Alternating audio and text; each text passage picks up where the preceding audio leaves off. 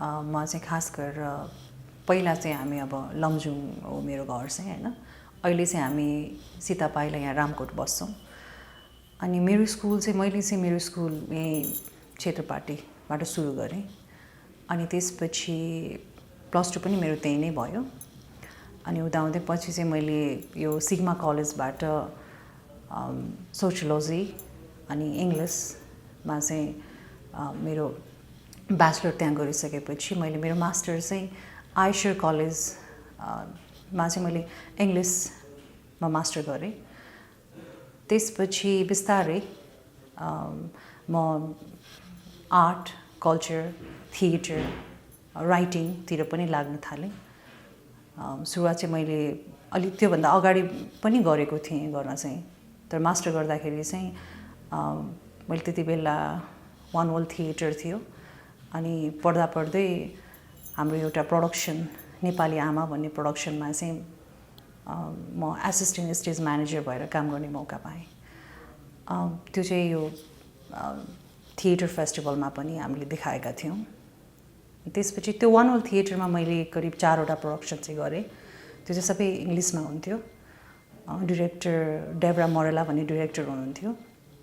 त्यसपछि बिस्तारै मैले त्योभन्दा अगाडि विभिन्न जस्तो आर्टमै फेस्टिभल भएको, जस्तो इन्डिजिनियस फिल्म फेस्टिभल थियो यो जुन अनामनगरमै थियो, त्यसको अफिस आइएफए भन्ने थियो हैन। त्यहाँ चाहिँ मैले 2वटा फेस्टिभलमा चाहिँ भलन्टियरिङ गर्ने काम गर्न पाएको थिएँ त्योभन्दा अगाडि। खास गरेर जुन यो म आर्ट, थिएटर, कल्चर जुन भन्छ नि, राइटिङ जति पनि छ यो सेक्टर अहिले मैले गरिरहेको छु, त्यो चाहिँ खासमा सुरुवात मैले जस्तो कलेज पढ्दा काम त गरेँ, तर स्कुल पढ्दाखेरि चाहिँ के भयो भन्दाखेरि म त्यति बेला त्यसै 6 अथवा 7मा पढ्थेँ हैन। अनि एकजना प्रख्यात नेपालको आर्टिस्ट हुनुहुन्थ्यो कालिदास श्रेष्ठ भन्ने। उहाँको चाहिँ रिटायर्ड लाइफ हो क्या त्यो। अनि त्यति बेला चाहिँ अब म सिक्न जान्थेँ चित्रकला। अनि सिक्न जाँदाखेरि चाहिँ उहाँले मलाई अब त्यो आफ्नो अनुभवहरू, उहाँ त एकदम कलाकार फेमस, अनि त्यसपछि त्यो अनुभव बताउने बेलामा चाहिँ कस्तो भयो भन्दाखेरि जुन त्यो उहाँ आफू पनि प्रत्यक्ष रूपमा धेरै कुराहरू चाहिँ जीवनमा अनुभव गर्नुभयो नि त। जस्तो कि नेपालको इतिहास भनौँ, अनि त्यसमा पनि अब जस्तो नेपालका त्यति बेला तत्कालीन एकदमै प्रख्यात व्यक्तिहरूसँग उहाँको सम्पर्कका कुराहरू हुन्थ्यो। अनि मलाई उहाँले भन्नुभएका जुन त्यो ऐतिहासिक, राजनीतिक, आर्थिक, सामाजिक जति पनि अनुभवहरू थियो, एकदमै त्यो कति म चाहिँ कस्तो चाहिँ सुन्थेँ कि मजाले उहाँसँग बसेर सुन्थेँ। अनि उहाँसँग पढ्दाखेरि उहाँले जुन त्यो अब चित्रहरू पनि सिकाउँदै जानुहुन्थ्यो, उहाँको साहित्यिक पक्ष पनि त्यस्तै राम्रो थियो। अनि बिस्तारै अब जस्तो भारतमा गएर मैले यो पढेँ भनेर भन्नुहुन्थ्यो चित्रकला हैन, त्यो पनि त्यो अनुभवहरू भन्नुभयो। त्यसपछि युरोपको चाहिँ उहाँको अनुभव पनि एकदमै हुन्छ नि, अब मैले चाहिँ यस्तो खाले चित्रहरू सिकेँ हेर त भनेर भन्नुहुन्थ्यो। अब त्यति बेला म सानै भएको कारणले मलाई कस्तो लाग्थ्यो भने त्यो रमाइलो लाग्थ्यो ती कुराहरू हेर्दाखेरि। ओहो कस्तो। अनि सरका हरेक त्यो हुन्छ नि, हरेक दिन चाहिँ हामी जुन एक खालको मैले जुन कुराहरू सिकेँ अथवा सुनेँ, त्यो कुराले मलाई चाहिँ कस्तो नि कौतूहल जगाइरह्यो कि। अनि तत्काल त्यति बेलै त त्यो देखिएन त्यस्तो अचम्मै अब मैले ओहो म गर्छु भनेर त्यही बेलामा अब स्कुलमै त मैले त्यस्तो केही गरिनँ। अनि बिस्तारै मैले पढ्न चाहिँ बानी सुरु गरेँ। अनि नेपाली साहित्यहरू पढ्दै गइसकेपछि अनि त्यहाँबाट मैले चाहिँ के रियलाइज गरेँ भने यो त मलाई सानैदेखि चाहिँ मेरो सपना मैले देख्न थाले रहेछु। ओहो म त एकदम त्यो टपिक आउने बित्तिकै उत्साहित हुने, ए मैले उहाँले भन्नुभएको कुरा अनि ठ्याक्कै आइहाल्ने धेरै कुराहरू। अनि उहाँले अझ राजाहरूको स्टोरी पनि हुन्छ नि, जस्तो त्यति बेला राजा वीरेन्द्र युवराज हुँदाखेरि चाहिँ उहाँको मोती चित्र भन्नुहुन्थ्यो हैन, त्यो पनि भन्नुहुन्थ्यो। त्यो चाहिँ मैले राजाले मलाई सोध्नु भएको त्यो प्रश्नहरू भन्नुहुन्थ्यो, अनि फोटो देखाउनुहुन्थ्यो हैन। ती कुराहरूले एउटा कस्तो रमाइलो लाग्थ्यो भन्दाखेरि ल अब म पनि त्यो सोच्दै कस्तो पनि थिएटरतिर अथवा त्यो स्टोरी लेख्दाखेरि भनौँ, अनि ती कुराहरू चाहिँ जोडिँदै आयो कि पछि चाहिँ। अनि मैले जुन त्यो नेपाल इन्डिजिनियस फिल्म फेस्टिभलमा त्यो भलन्टियरिङ गर्दाखेरि पनि अनि म चाहिँ धेरै कुराहरू सिक्ने मौका पाएँ। जस्तो त्यहाँ फिल्महरू जुन देखाएँ, म इन्ट्रोडक्सन त्यो राउन्डमा पनि थिएँ हैन। अनि मैले चाहिँ अब विभिन्न देशको चलचित्रहरू यस्तो यस्तो हो भनेर पृष्ठभूमि भन्नु पर्थ्यो है। अनि भन्नु पर्दाखेरि चाहिँ अनि मलाई के रमाइलो लाग्थ्यो भने ओके त्यो पनि एउटा लर्निङ म सिक्दै आएँ नि त। अनि बिस्तारै सिक्दै आउँदाखेरि मास्टर पढ्दाखेरि मैले त्यो इङ्ग्लिसमा मैले मास्टर गर्दा गर्दै अनि त्यही वान वर्ल्ड थिएटरकै अनि जुन त्यो जुन मैले एक्सेप्ट गरेँ ओके म एसिस्टेन्ट स्टेज म्यानेजर भएर गर्छु, किनभने त्यो कुराहरू त सबै त मलाई त त्यो रमाइलो लागिरहेछ नि त, मैले सुनिरहेको छु भोगिरहेको छु होइन। अनि त्यहाँनिर जब स्टेजमा चाहिँ त्यो नेपाली आमा भन्ने पर्फर्मेन्स थियो पहिलो, त्यो भयो, त्यो गरियो, यति राम्रो यति उत्कृष्ट थियो त्यो होइन। अनि त्यो कलाकारहरू पनि एकदमै अब बेजोड, यो चाहिँ 2012 तिर हजुर। अनि त्यो एकदमै त्यो कति राम्रो बेजोड के अब त्यो कलाकार पनि त्यतिकै उत्कृष्ट। अनि त्यसपछि मलाई त त्यो ओके मैले अब जुन बाल्यकालमा देखेको जुन सोचेको जुन एउटा चाहिँ मेरो कौतूहलता छ उत्सुकता छ त्यो चाहिँ अब मैले गर्नुपर्छ भन्ने हुँदै आइसकेपछि अनि मलाई 4वटा प्रोडक्सन मैले गरेँ। अनि त्यो सबै अङ्ग्रेजी भयो त्यो चाहिँ। अनि बिस्तारै थिएटर स्टेज हरेक स्टेज हाम्रो पर्फर्मेन्स थियो त्यो त्यहाँ वान वर्ल्ड थिएटरको चाहिँ बढी जसो। अनि गर्दै आइसकेपछि मैले मेरो मास्टर पनि सिधिसकेपछि मैले आफूलाई यो थिएटर जुन हामी स्टेजमा मात्रै हुँदैन त्यो समाजमा पनि हुन्छ, एउटा सामाजिक रूपमा यसलाई कसरी मान्छेले हेरेको छ त अथवा समाजमा कसरी जाँदो रहेछ, एउटा एक्टिभिजमको रूपमा पनि जाँदो रहेछ, समाजसेवा पनि हुँदो रहेछ। यो त अब इजरायली एड त्यो एउटा इजरायलको चाहिँ एड थियो इजराइड भन्ने अर्गनाइजेसन, त्यसले चाहिँ कम्युनिटी थिएटर कन्सेप्टमा चाहिँ ल अब जस्तो भूकम्पले क्षति त मान्छेको अब भयो धेरै नै, घरहरू नष्ट भयो, आर्थिक सामाजिक होइन राजनीतिक विभिन्न अब त्यो सबै त त्यो क्षति भइसकेपछि मान्छे अब विचलित हुने, मान्छे आत्तिने, आफ्ना कुराहरू आफ्ना परिवार आफ्नो चाहिँ सम्पत्ति गुमाउने कुराहरू त्यो समाजमा अब एकदम त्यो भइरहेको बेलामा अनि जति पनि क्षतिपूर्ण त्यो ठाउँहरू थियो त्यसमा चाहिँ हामी एउटा कम्युनिटी थिएटर भनेर जान्थ्यौँ है। अनि त्यहाँ गइसकेपछि कस्तो हुन्थ्यो भन्दाखेरि त्यहाँका मान्छेहरूसँग जस्तो हामी नाटक नै गर्ने र भन्ने त्यो मात्रै उद्देश्य थिएन त्यति बेला, उहाँहरूसँग बोल्ने, उहाँहरूसँग चाहिँ कुराहरू सोध्ने के छ कसो छ। अनि मान्छेलाई हेर्दाखेरि सामान्य लाग्छ अब सोचिन्छ त्यो चाहिँ अब कुरा गरेर के हुन्छ र होइन, बोलेर के हुन्छ र, त्यसले आफूलाई जे समस्या छ त्यो समस्याको लागि त जस्तो पैसा चाहिएछ भने पैसा नै नभइकन त टर्दैन नि भन्ने हुन्छ होइन।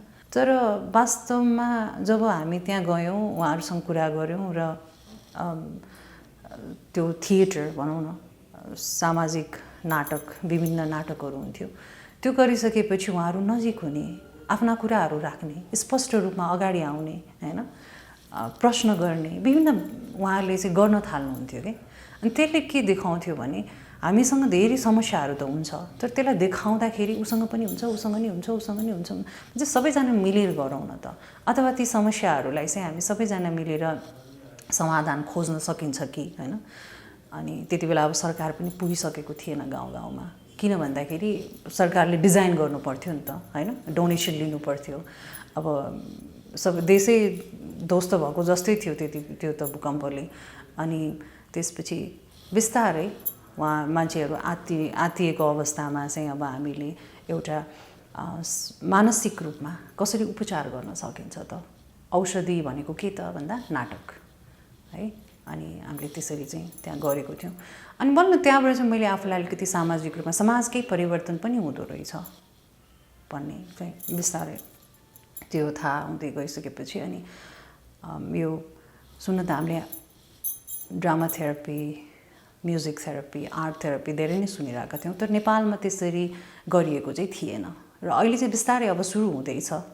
अनि त्यहाँबाट मैले 2016मा डेनमार्कमा यो ड्रामा थेरापी हुन्छ नि एक खालको इन्टरेक्सन प्रोग्राम त्यो चाहिँ मैले गर्ने गएर हेर्ने मौका पाएँ र आफूले पनि आफ्ना कुराहरू राख्ने मौका पाएँ, सानो एउटा कोर्स जस्तो भनौँ। त्यो गरिसकेपछि मैले फेरि अनि नेपाल आइसकेपछि के भयो भने समाजलाई कसरी चाहिँ हामी अझ नाटक स्टेजमा मात्र होइन हरेक समाजमा हरेक व्यक्तिको जीवनमा कसरी जाने त, कसरी यसलाई त्यो सोच भइरहेको थियो। अनि त्यो कुराहरू चाहिँ हामी गर्दा गर्दै बिस्तारै चाहिँ अनि हुँदाहुँदै त्यो कसरी सम्भव हुन्छ भन्दा स्कुल कलेजमा चाहिँ हामी जाउँ न त भन्ने कुरा आयो। त्यही क्रममा यही सबै कुराहरू हामी सोच बनाउँदा बनाउँदै एजुकेसनल थिएटर नेपाल भन्ने अर्गनाइजेसन चाहिँ हामीले 2017मा सुरुवात गऱ्यौँ। त्यो गरिसकेपछि जस्तो एजुकेसनल थिएटर नेपालको कन्सेप्ट जुन छ त्यो चाहिँ हेर्दाखेरि अब सबैले भन्छ यो थिएटर हो, नाटक गर्ने हो भन्ने झ्याप्प मान्छेले सोच्दाखेरि चाहिँ त्यो लाग्छ होइन। तर वास्तवमा त्यो थिएटर भनेर त्यो हो पनि होइन पनि है। बुझाउनलाई हामीले अब सबैलाई बुझाउन चाहिँ कसरी बुझाउने भनेर त्योतिर नलागिकन हामी देखाउनतिर लाग्यौँ। कसरी भन्दाखेरि अब जस्तो स्कुलमा गएर अथवा कलेजमा गएर बच्चाहरूलाई एउटा एक्टिभिटिज गराउँ। के त भन्दा उसले एउटा कुनै कुरा लेख, तिमी कुनै हुन्छ नि आफूलाई मन लागेको कुरा लेख न त। अब त्यो कसरी लेख्ने त, के लेख्ने, किन लेख्ने, विभिन्न क्वेसन आउँछन्, त्यतिकै त कसरी पनि लेख्दैन। अनि त्यो भइसकेपछि अब झ्याप्प गएर तिम्रो नाम के हो अथवा प्रश्न गर्नुभन्दा हामी यस्तो एउटा इन्भाइरोमेन्ट बनाऊ, मान्छेले आफैले बोलोस्, बच्चाले आफैले भनोस्। अनि त्यो पनि एउटा पाटो भयो। अनि अर्को चाहिँ के भयो भन्दाखेरि नेपालमा हामी जति पढ्छौँ हुन त ती कुराहरू एकदमै अब अहिलेसम्म चलिआएको छ। पढ्ने जुन तरिकाहरू भयो, हाम्रो शैक्षिक क्षेत्र जसरी चलिआएको छ त्यो आफ्नो ठाउँमा राम्रो पनि छ। त्यसलाई जस्तो अब प्रश्न गर्ने भन्दा पनि अलिकति आर्टिस्टिक एप्रोच, अलिकति प्रयोगात्मक, अलिकति चाहिँ कलात्मक तरिकाबाट जाउँ न त अनि भनेर अनि हामीले चाहिँ स्कुलमा कलेजमा एजुकेसनल थिएटरलाई प्रपोज गर्न थाल्यौँ। त्यो गर्दाखेरि धेरै प्रश्न चाहिँ के आउँथ्यो भने के एक्टर बन्ने, एउटा बच्चा के थिएटर आर्टिस्ट हो बन्नलाई हो, पर्फर्म गर्ने भन्ने, त्यो होइन। जस्तो थिएटरमा के हुन्छ भने स्क्रिप्ट हुन्छ, एउटा स्टेजमा पर्फर्म गरिन्छ। जुन त्यो स्क्रिप्ट छ उसले के गर्छ भन्दाखेरि नहेरिकन बोल्छ डायलग। त्यो बोल्दाखेरि सबैले सुन्नुपर्छ, त्यहाँ त अडियन्स हुन्छ, सबैले सुन्नु पर्यो। अनि सबैले सुन्नलाई उसको कला, उसको भाव देखिनुपर्छ त्यहाँ। ऊ भाव त नडुबिकन त राम्रो पर्फर्म त उसले गर्न सक्दैन। अनि ती कुराहरू हेर्दाखेरि चाहिँ कस्तो लाग्छ भने त्यो एक्टरले मात्रै गर्ने लाग्छ। तर जब एउटा बच्चाले त्यो कुरा गर्छ नि तब उसको जीवनको उद्देश्य त्यो एक्टर बन्ने नभए पनि ऊ अरू क्षेत्रमा जान्छ नि। जब अरू क्षेत्रमा जाँदाखेरि त्यो स्पष्ट कुरा बोल्न सिक्छ उसले, पहिलो कुरा। दोस्रो कुरा प्रिपेयर गर्न सिक्छ। 15 मिनट उसले जब स्टेजमा गएर एउटा स्क्रिप्ट चाहिँ उसले जब बोल्यो नि, त्यो बोल्नु भनेको त उसको मेमोरी पावर हो नि त होइन। याद गर्न सक्दो रहेछ नि त बच्चाले भनेपछि उसलाई उसको कन्फिडेन्स लेभल त्यहाँनिर बढ्छ। भनेपछि म के गर्न सक्छु, भोलि उसले अफिसमा भोलि अब ल ऊ चाहिँ एउटा बिजनेस सेक्टरमा होइन कतै जाला अरे, उसले प्रेजेन्टेसनका कुराहरू हुन्छ, उसलाई त त्यो थाहा छ नि त, आफूलाई त उसले चिनेको हुन्छ होइन। भनेपछि आर्टको कुरा हुन्छ, एउटा राम्रो चित्र बनाउने अथवा चित्रै नबनाऊ, एउटा चाहिँ कलरसँग खेल्ने बानी जुन उसले विकास गर्छ, त्यो भनेको चाहिँ कस्तो हुन्छ भन्दाखेरि त्यो कलरले चाहिँ अब जस्तो हाम्रो उसको जुन सेन्स छ त्योसँग उसको अन्डरस्ट्यान्डिङ, उसले बुझ्ने, उसले अरूलाई बुझाउन सक्ने कुराहरू त्यहाँनिर बिस्तारै बनाउँदै जान्छ।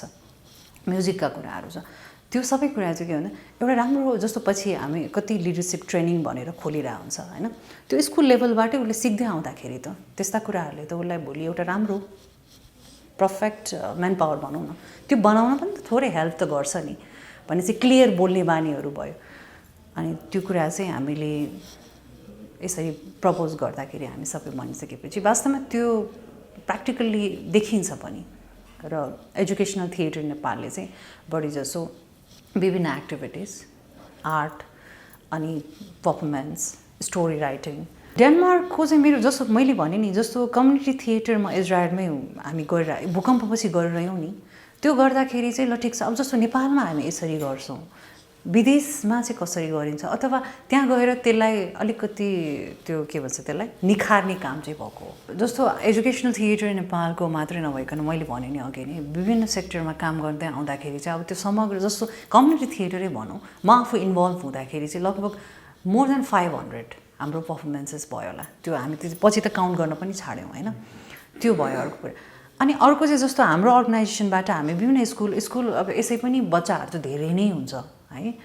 अनि त्यो त अब जस्तो भन्दाखेरि लगभग जहाँ जस्तो 20-25 हजार त्यसै जान्छ कि किन जान्छ भने अब कुनै स्कुलमा गभर्मेन्ट स्कुलमा गऱ्यो भने धेरै हुन्छ बच्चाहरू होइन त्यो त हामी सेक्टर अनुसार जस्तो कि अब हाम्रो अर्गनाइजेसनले स्कुलमा आज पर्फर्म गर्ने भन्यो भने सबैलाई देखाउनु पर्ने हुन्छ अनि त्यो गर्दाखेरि चाहिँ अब त्यो काउन्ट चाहिँ धेरै नै छ जे होस् 20-25 हजार माथि नै छ मैले बुझेको र मैले अरूलाई बुझाउन खोजेकोमा फरक त अब छैन त्यस्तो अचम्मै फरक त छैन किनभने मैले पनि जो हुनुहुन्छ अलरेडी थिएटरमा एकदम इस्ट्याब्लिस व्यक्तित्व उहाँहरूकै फलो गर्ने हो होइन तर अब जस्तो हामी चाहिँ के भयो भन्दाखेरि एक्टिङ मैले अलिकति निर्देशकको पर्सपेक्टिभबाट आफूलाई बढी ल्याउन खोजेँ जस्तो डिरेक्सन हुन्छ नि अनि राइटिङतिर चाहिँ आफूलाई बढी ढाल्न खोजेँ एज अ पर्फर्मर भन्दा पनि म चाहिँ गर्ने भन्दा नि गराउँ न त एउटा चाहिँ यस्तो एक खालको प्रडक्सन गरौँ त्योमा बढी गएँ होइन अनि हामी उहाँहरूकै फुटस्टेप त्यही नै फलो त गरिरह्यौँ गर्न त हाम्रो जुन एउटा नेपालमा रहेको ट्रेडिसनल एक खालको चाहिँ पहिलेदेखि चलिआएको थिएटर छ त्यो त अब सबैलाई थाहा नै छ त्यसमै हामी पनि उहाँहरू सँगै हुन्छ नि अब उहाँहरूबाटै प्रभावित भएर आयौँ आउन त तर मैले चाहिँ कस्तो भन्दाखेरि हामीले चाहिँ स्कुल र कलेजमा अथवा अरू जुन सेक्टर छ जस्तो कि कम्युनिटी थिएटर पनि अब यो खास नयाँ होइन धेरै थिएटरहरूले गरेर आउँछ होइन अबको चाहिँ प्लान चाहिँ मेरो हाम्रो त्यो एजुकेसनल थिएटर नेपाललाई चाहिँ अलिकति हामी बढी हुन्छ नि अलि विशिष्ट रूपमा चाहिँ फैलाउँदै जाने होइन अनि त्यसपछि अब विभिन्न प्रोजेक्टहरू हामीले अहिले पनि गरिरहेछौँ अनि त्यो प्रोजेक्ट चाहिँ हामी कन्टिन्यू अब त्यो त भइ नै हाल्छ अनि त्यसपछि अब नेक्स्ट अलिक समाजमा जे होस् केही परिवर्तन अब ठुलै नभए पनि एउटा सामाजिक रूपमा समाज सेवा त्यसलाई हुन्छ नि सामाजिक रूपमा चाहिँ जस्तो जति पनि हाम्रा चाहिँ घटनाक्रम छ जति पनि चाहिँ समाजमा रहेका विभिन्न पक्षहरू छन् जस्तो विषयवस्तु असमानता सामाजिक असमानता कुराहरू छ शिक्षा क्षेत्रमा पनि धेरै परिवर्तनको कुराहरू छ अनि महिलाको अधिकार हुन त त्यो अब विभिन्न क्षेत्रबाट उठ्याए पनि त्यो जो जहाँ पुग्नुपर्ने त्यहाँ पुगिरहेको छैन होइन अनि कानुनमा पनि त्यसले चाहिँ अब महत्त्वपूर्ण भूमिका केही परिवर्तन होस् भन्ने कुरा हाम्रो चाहना छ त्यो पनि भइरहेको छैन अनि अब जो समाजमा जति पनि समस्याहरू छन् त्यसमा हामीले अलिकति खोजेर अथवा हामी पनि केही परिवर्तन हुन्छ कि परिवर्तनतिर लाग्नलाई चाहिँ केही पक्कै पनि हामी गरि पनि रहेका छौँ र त्यो गर्छौँ पनि होइन त्यो चाहिँ हाम्रो खास उद्देश्य त एउटा समाजलाई शैक्षिक रूपमा बिस्तारै परिवर्तन गर्ने हाम्रो यस्तो छ अहिले चाहिँ हाम्रो अब जस्तो अहिले कोभिड जुनले कोभिड-19 भनौँ यसले गर्दाखेरि जति पनि सामाजिक राजनीतिक हरेक नेपाल मात्र होइन संसार नै एक खालको फरक तरिकाबाट होइन आउँदैछ नि त अब मान्छेमा भएका समस्याहरू देखिँदैछन् अनि यसमा चाहिँ अब हाम्रो के छ भन्दाखेरि केही अलिकति मानसिक रूपमा हामी फेरि पनि अगाडि बढ्नुपर्छ है हिजो जे भयो भयो अब बिस्तारै राम्रै हुन्छ आत्तिनु हुँदैन होइन समस्या सबैलाई आउँछ त्यो सानो समस्याले हामीलाई कमजोर बनायो भने के हुन्छ हामी फेरि अल्झिन्छौँ अथवा हामी कमजोर हुँदै जान्छौँ र डिस्ट्रोय नै हुन्छ नि त मान्छे त अनि त्यही भएर त्यो जुन स्ट्रक्चर छ जुन त्यो पहिला अब हामीले स्ट्रङ देखेको मानौँ न यो पेन्डेमिक पछि चाहिँ अब बिस्तारै फेरि पनि एउटा जस्तो बिचमा हामीले एउटा मोनोलग पनि गरेका थियौँ त्यो चाहिँ स्टुडेन्ट्सको थियो अब हाम्रो एउटा वुमेन मोनोलग्स गर्ने चाहिँ हाम्रो यो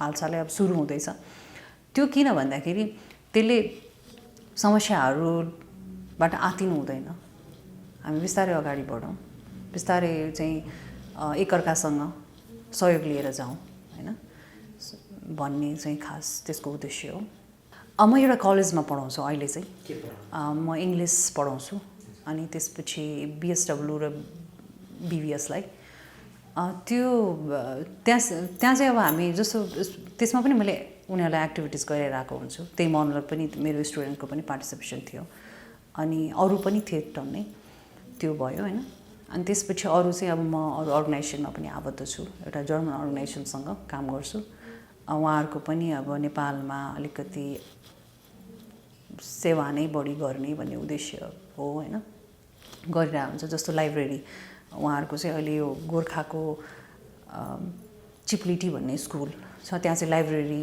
बनाउने भन्ने छ होइन। उहाँहरूले अहिले त्यो चाहिँ कन्सेप्ट जस अगाडि बढिसक्नु भएको छ, बुक कलेक्सनदेखि लिएर अनि त्यो भइरहेछ। अरू त खासै त्यस्तो अब अहिले यो कोरोनाले गर्दाखेरि त्यति धेरै मान्छेहरू एक्टिभ हुन नसकिरहेको कारणले त्यो हुन्छ नि काम चाहिँ भइरहेछ होइन। सायद त्यो 6-7 कक्षा जुन हटाउँदाखेरि कालिदास श्रेष्ठसँगको भेट, त्यति बेला मलाई त्यति ठुलो केही अनुभवै भएन कि। म पढ्न जान्थेँ, के सिक्न जान्थेँ, चित्र सिक्न जान्थेँ कोसँग, एकजना सरसँग। त्यो बिस्तारै मैले बुझ्दै आएँ उहाँले। अनि म खासै स्कुलमा त्यति धेरै अब जस्तो हाम्रो स्कुलले जीवनमा के हुन्छ भने आर्टहरूलाई त्यति धेरै प्रमोट गर्दैन पहिलो कुरा होइन। अब खासै त्यो म्युजिक आर्ट थिएटर थिएन यहीँ भए पनि, काठमाडौँमै भए पनि भन्नाले कस्तो नि हुन त हुन्थ्यो, त्यो त्यति धेरै प्रमोट हुँदैन कि। अब जस्तो पढ्ने भन्ने हुन्छ होइन, क्लास लिने भन्ने हुन्छ, त्यो सायद अरू अहिले अलि फरक होला। त्यो त्यति बेला चाहिँ अब कस्तो हुन्थ्यो भन्दाखेरि गर्न त अब स्पोर्टतिर त राम्रै थियो, थिएन त स्कुलले राम्रै प्रमोट गरिरहेको थियो सबैलाई है। तर जोस् त्यही हो, अलिकति सीमित क्षेत्र हुन्थ्यो अनि त्यसका चाहिँ अब निश्चित समय तालिकाहरू हुन्थे होइन। अनि स्कुलमा चाहिँ म खासै त्यस्तो अचम्मै हुन्छ नि एक्स्ट्रा त्यो होइन। अनि बिस्तारै आफूलाई मैले इम्प्रुभ गर्दै अनि बिस्तारै चाहिँ पढ्दै बुझ्दै सिक्दै होइन, विभिन्न व्यक्तिहरूसँग चाहिँ अब मेरो काम गर्दै म चाहिँ यहाँसम्म मतलब आउँदैछु र अब अगाडि पनि जाने सोच छ। मलाई जस्तो लाग्छ लर्निङ फेजमै छु जस्तो लाग्छ। साँच्चै भन्यो भने अब सबैले सिक्ने नै हो न त, आखिर पर्फेक्ट त कोही नै हुँदैन है, फेरि कुनै फिल्डमा नै हुँदैन। त्यो मान्छेले जतिसुकै भने पनि त्यो नदेख्दाखेरि चाहिँ टाढाबाट हेर्दाखेरि चाहिँ फलानु कति पर्फेक्ट लाग्छ अथवा उसले कति गरे त्यो कस्तो लाग्छ। तर वास्तवमा भन्यो भने सबैजनाले सिकिरहेकै हुन्छ, हरेक न्यू प्रोजेक्ट उसको लागि नयाँ नै हुन्छ होइन। अनि हरेक कुराहरू उसको लागि नयाँ हुन्छ, हरेक व्यक्ति नयाँ हुन्छ र उनीहरूसँग हामीले गर्ने हरेक व्यवहारहरू, हरेक कुराहरू, हामीले दिने अथवा लिने कुराहरू सबै हाम्रो लागि नयाँ नै हुन्छ। त्यो चाहिँ जे होस् सबैजना सिक्ने नै हो प्रोसेस त, म पनि त्यही नै हो। मेरो चाहिँ अब त्यस्तो भन्नुपर्ने भन्दा पनि अलिकति सामाजिक क्षेत्रमा मेरो चाहना चाहिँ के छ भने समाजमा जे भए पनि थोरै परिवर्तनमा आफ्नो पनि सहभागिता होस् भन्ने चाहिँ खास उद्देश्य हो। र मैले जति पनि अब समाजमा देखिन्छ समस्याहरू त्यो हेर्दाखेरि सामान्य लाग्छ, सानो कुरा लाग्छ, तर म आफू व्यक्तिगत रूपमा पनि अलिकति गरिरहेको छु जस्तो लाग्छ। जस्तो म प्रश्न गर्छु, अलिकति क्रिटिकल भएर हेर्छु, यो किन होइन, जस्तो उसलाई किन यस्तो गरे अथवा उसले चाहिँ गर्नुपर्ने अरूले पनि यो गर्दा हुन्छ, समानताका कुराहरूदेखि लिएर अनि शिक्षा क्षेत्र, स्वास्थ्य, राजनीति, आर्थिक जति पनि छ ती कुराहरूमा चाहिँ प्रश्न गर्ने, क्रिटिकली अलिकति सोच्ने, त्यो चाहिँ मैले अब व्यक्तिगत रूपमा पनि गरिरहेको छु।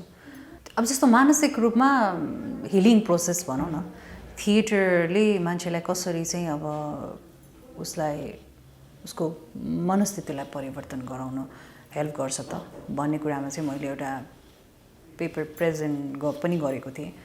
अनि त्यो चाहिँ त्यहाँ वर्कसप पनि मैले चाहिँ यो रियो दु जेनेरियोमा एउटा गभर्मेन्टको फन्डेड युनिभर्सिटी थियो युनिरियो भन्ने, त्यहाँ चाहिँ त्यहाँको स्टुडेन्टलाई वर्कसप दिएको थिएँ।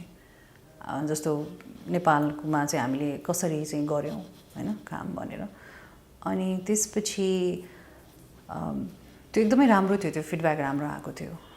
अनि त्यहाँ पनि कसरी हुँदो रहेछ त भनेर मैले पनि सिक्ने मौका पाएको थिएँ।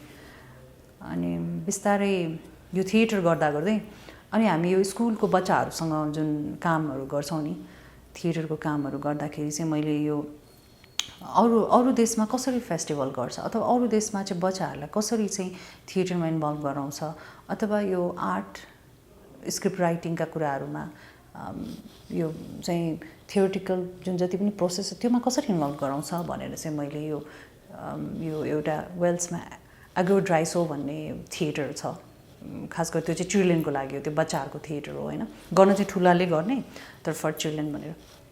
त्योमा चाहिँ मैले 1 मन्थ जति चाहिँ इन्टर्न गर्ने मौका पाएको थिएँ। अनि त्यही बेलामा चाहिँ मैले के देखेँ भन्दाखेरि त्यहाँको बच्चाहरूलाई जुन त्यहाँको वेल्समा अनि त्यहाँको एभर वेस्टवर्थ भन्ने थियो त्यो ठाउँको नाम होइन। अनि त्यहाँको बच्चाहरूलाई चाहिँ कस्तो भन्दाखेरि जस्तो कम्युनिटीले नै हुन्छ नि प्रमोट गर्दो रहेछ क्या। कम्युनिटीले नै चाहिँ अब हाम्रो कम्युनिटीमा कुन चाहिँ थिएटर छ, ल हाम्रो स्कुलको बच्चाहरूलाई चाहिँ यसरी बोलाउनु पऱ्यो अथवा गराउनु पऱ्यो, यो एक्टिभिटिज गराउनु पऱ्यो भनेर गर्दो रहेछ। अनि त्यो गरिसकेपछि मैले नेपालको एक दुईवटा स्कुललाई पनि हामी यसरी गरौँ न त भनेर भनेको थिएँ। अनि उहाँहरूले चाहिँ राम्रो रेस्पोन्स गर्नुभएको थियो। अनि हामीले एक दुईवटा प्रोग्राम पनि गरेको थियौँ। तर जस त्यहाँ जुन तरिकाले हुन्छ, जुन अब एकदम राम्रो र जस्तो समुदायको प्रत्यक्ष संलग्नताको तरिकाले हुँदाखेरि चाहिँ यहाँ चाहिँ त्यसरी नहुने रहेछ। यहाँ चाहिँ हुँदैन। अब जस्तो ओडाहरूले गर्ने त्यस्तो केही पनि हुँदैन होइन। अनि गरे पनि जे होस् केही त हुन्छ, नहुने होइन।